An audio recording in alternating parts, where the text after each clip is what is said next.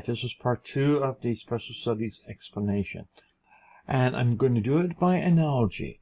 So the first thing we're going to do is we are going to view the microbiome as being bankrupt, which gives us a human analogy to work from. And generally, when somebody or a company goes bankrupt, this is usually too much or too little of something. Similar with the microbiome. Too much of a particular bacteria or too little of a bacteria. Get rid of the idea of being bad bacteria and good bacteria. It's like saying there are bad people and good people. Not all people are bad, not all people are good. And generally, what the bankruptcy means is there is a imbalance between inflows and outflows. Now, they may be actually in balance at the moment, but some past historical event could create a problem which prevents them being sufficient. It's sort of, in terms of business sense, we have operating revenue, operating expenses, income and outgoing, and then we have capital. The capital issues could be the problem. So, example of capital issues is families doing well, comfortable, and suddenly interest rates goes up. They picked a floating mortgage rate because it was the cheapest, 0.5%, and suddenly 5 years later they are looking at 8% interest rates, and suddenly they can't afford it. The value of the house have gone down, so they can't sell it, and suddenly they are looking at bankruptcy because basically they can't handle it. Everything about their living style, income and outcome matches. It's a problem is the mortgage interest rate increase, and now there's a problem. Now, human bodies over time ages, so you have also that aspect. Basically, just like floating mortgage rates goes up and down, human body's ability to produce or consume stuff goes up and down with age or with other conditions happening. So let's look at, first of all, too much of a good thing. Again, I'm trying to get people to shift away from good bacteria and bad bacteria. Let's look at some too much of a good thing. First thing is children.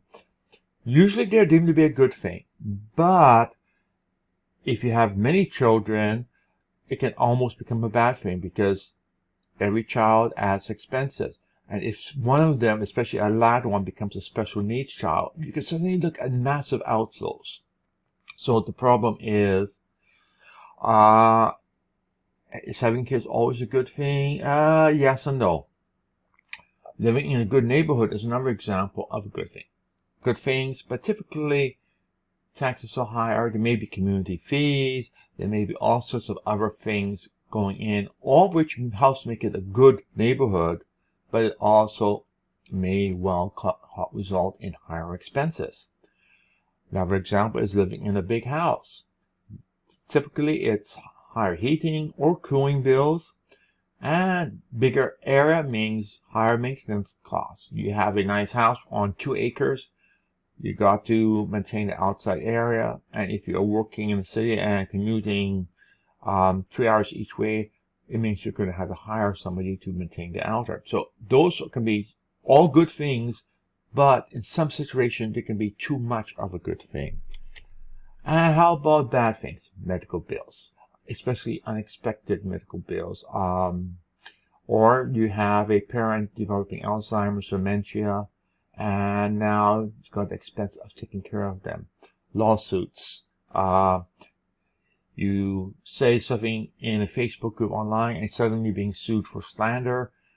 You may not use the trial, but the lawyer costs of defending against a demand for $100,000 may well push you over the edge. Divorce, very common cause for a financial problem. The question is, sometimes divorce actually can be a good thing if it's an abusive relationship. It becomes a good thing, but at the same time, it has a bad thing. Again, just like life has good and bads, often whether it's good or bad, it's a perception issue. And the bacteria is not absolute, simplistically good or bad. Vices. you are hooked on drugs, on booze, on entertainment, on pride of showing off the latest equipment or anything else, you end up having, those can be too much of a bad thing. Things which in one sense is good, but in another sense bad. Things in excess. Examples are sports tickets. I know some friends who spend several $1,000s a year on sports tickets and then go and spend even more money on traveling to sports events.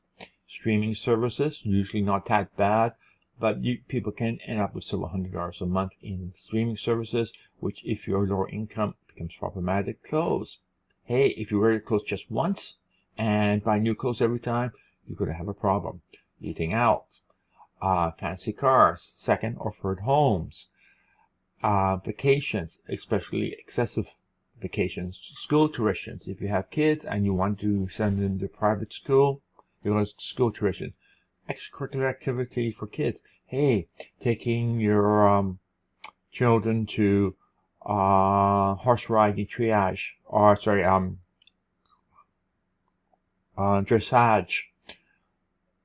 two days of the week, and then other lessons every day of the week, suddenly racks up a massive amount of expenses. Sometimes things can be bad luck. They can include poor planning. Starting a business, you did all your homework, everything should work, you should be successful. I.e. opening up a restaurant just before COVID hits. Guess what?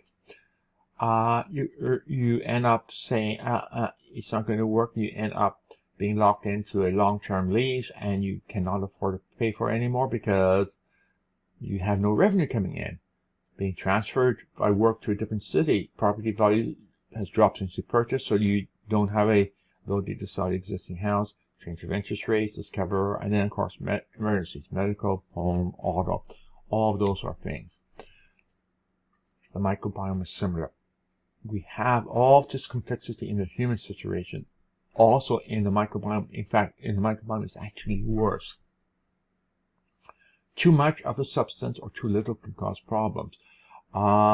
Recently I've been in the special studies finding often the issue is not enough particular enzymes. So if you don't have enough of an enzyme like a enzyme to process histamine, guess what happened? You end up having excessive histamines there. It's not because the bacteria producing it is in excess. The problem is the bacteria consuming it is missing. So the result is you have buildup. So it's a two-sided coin. Remember, think of coins, two sides. Is it too much of one thing or is not enough of another? My study of histamine indicated it's not enough of another. Look at, say, for autism, a number one enzyme that was missing is one which is being identified to be low in the blood system of autistic children, which means, guess what? We now know the cause for that thing being low, and then we have other studies showing that supplementing with it in mice results in some ASD behaviors being diminished, which means we get a pretty good correlation between, okay, so the bacteria is not producing enough of a chemical or enzyme. The absence of the enzyme is causing the body to have antisocial or other artistic behaviors. It is rare that we have a bad bacteria. Often in personal life, you often would realize, rats, I made a bad purchase there, particularly if you're dealing with stocks or Bitcoin. And they are usually seen in hindsight. Trying to predict from them it's this good or bad is generally really problematic. Looking at bacteria by themselves, often I view it as looking at individual bills. What you really want to do is step back and look at, rather than simple solution, which is what people tend to want to do. It keeps life simple, is say, oh, the reason going bankrupt is, hey, he subscribed to Apple TV, you know how expensive that is, or they eat out too much. Actually, the issue is generally their entertainment budget, for example, or some other aspect. So you don't want to go with individual items one by one, because you probably won't see the forest for because you are focused on individual leaves on branches. So we want to look at aggregation, and as stated, I use the Kyoto Encyclopedia of Gene Genomics to look at it and find that enzymes often can be very informative as to what the bacteria is doing.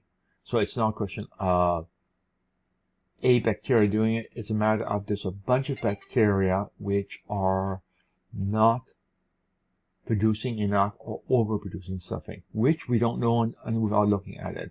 But when we find statistical significance that, hey, underproduction of a whole bunch of enzymes is associated with a symptom or a condition, then we have a really good idea. And we also have a inclination as to how to remedy it. How? Trying to encourage the bacteria which are producing those enzymes to be more prosperous, and thereby having more of those enzymes that are needed. Now, with the bankruptcy analogy, we generally need just a couple of ways of doing it. One way is to try to increase income, get a second job, change a job sometimes can result in more income. Or you may need to decrease expenses, less streaming services, more economical card, less entertainment. In some cases, even changing jobs. For example, for myself, a few years back, I was basically 80 miles from my work in downtown Seattle. I am now working at a place which is 15 minutes away. I only need to go in nowadays for 1 day of the week. Before it was 5 days of the week. Salary is less, but my net take home is probably better because I don't have all the car expenses happening. Also have better quality of life because instead of spending hours each day plus 8-hour workday, I basically spending 40 hours a week plus 30 minutes commute time a week. So instead of 70 hours a week involved with work, I'm down to 40 hours a week. Less income on paper, but quality of life is better, as well as actually income is better because all my car expenses has really shrunk down. I mean, when you are taking car in for a 6-month checkup every 3 years, guess what? You're saving a fair amount of maintenance costs. Less entertainment one, shop secondhand rather than new, men clothes, a whole bunch of things. So that is the ways a bankrupt person does it. We do the same thing with the microbiome. And we use Dr. AI, Dr. Artificial Intelligence. It's like a debt counselor. It tries to look at the whole picture, tries to identify the key issues, better known as picking the bacteria to try to modify, and then what changes has the needed impact with the least loss of quality of life. Just is the equivalent of what it does, and suggest actions to help improve the situation by picking things which will in general improve all the bacteria. In some cases we're talking about 200 different bacteria or 30 bacteria or 40 bacteria. Whatever you take may help some and hurt others, and you have to start doing some trade-offs. Dr. AI attempts to do that for you. Probably does it better than you or even your MD can. And let's do a recap. We're going to be looking at the neighborhood. In terms of human being, you have a bad neighborhood, which is a symptom. What you're trying to do by looking at the bacteria is identify things which makes a neighborhood better. Better schools, lower price of groceries often, better transit system, more after school activities, keeps the kids off the street, keeps the kids out of mischief. We don't know what the magic is, but we tend to influence things. We try to influence things by looking at studies of other cities and what they did to improve the situation. In this case, we are looking at studies from the U.S. National Library of Medicine. So that is what we are trying to do in terms of the special studies and special studies suggestions.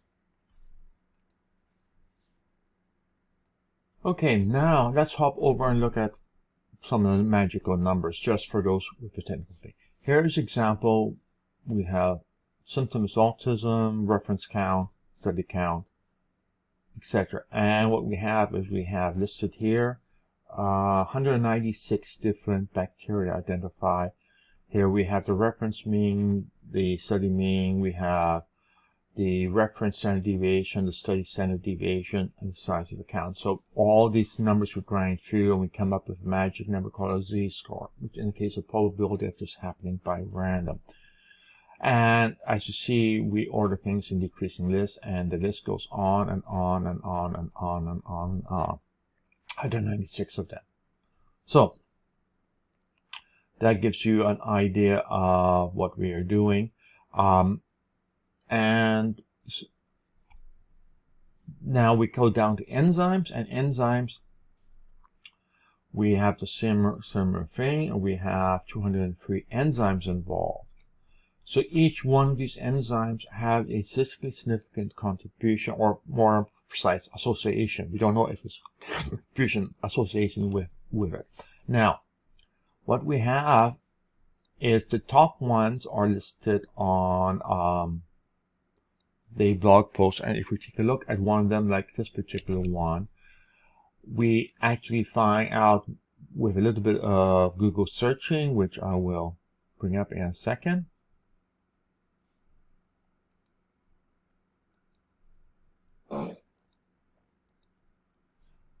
Okay, let's get that up.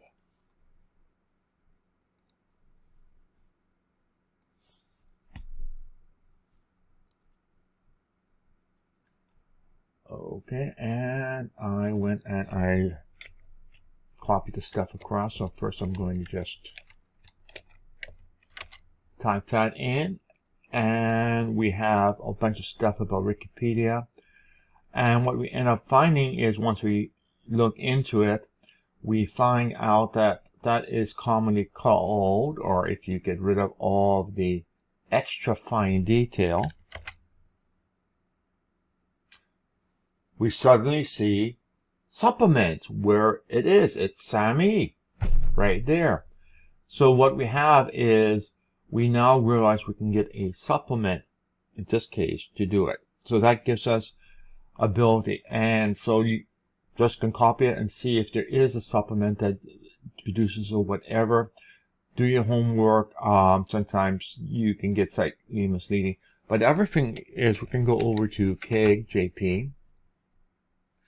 All right, so what I tend to do is we can just go in and type in the enzyme number. And we go over here and we start getting into a whole bunch of information, which genes are involved with it, which actually ends up indicating each one of those genes are involved, and those genes will be shared across many different bacteria, and we'll get all sorts of information. So what we end up is, we end up getting pointers to things that need to be researched. I don't do the research because I'm busy enough just getting the associations done. If you know somebody who can research, ask them to share the information. And and you notice that we often have a multitude of names, which spins my head around because often there are so many things which are there. But again, take a look at the name, look at the short name, look at the alternative name, see if you can find out more information about things. But that's basically the process. So what we have here is we have the bacteria identified. Changing the bacteria is something which microbiome prescription can do. It has the skill set to do it. Here we have the enzymes, which sometimes can be informative. For example, here we had the up there. We had some very good association here, and we have down here we have not quite a strong association, but you notice that both of them are pretty strong. And we can go over, and I'll just hop over to microbiome prescription.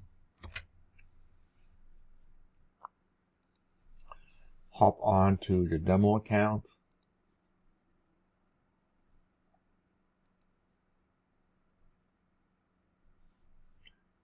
Changing microbiome. And here we have things. Now remember, we had, for autism, we had almost 200 bacteria identified. We have 95 bacteria on just sample. If you go to a different sample, we have more. Now, what this is, the logic of it is these are the bacteria which you have, which we want to shift. It's not everything, because not everybody has Apple TV who goes to bankruptcy court. Not everybody who goes to bankruptcy court has a divorce or have many kids or any kids. What we are doing is we're matching up for the characteristics which are shared with other people going to bankruptcy court. And we are trying to apply solutions for those issues to your personal microbiome. So hence the numbers here indicate how many matchups you have with things which we have. And the reason is very simple. If you have the bacteria, we can modify it. If it's, as in most of the cases, too low of these bacteria, we can encourage to grow. When you don't have any of the bacteria, it's hard to know what to do to encourage to grow. If we have it, we can encourage it. If we don't have it at all, well, not much we can do. We cannot find probiotic to provide the missing bacteria. So that's basically it. So at this point of time, I am going to attempt to stop, and we'll go and see if we can get this video up.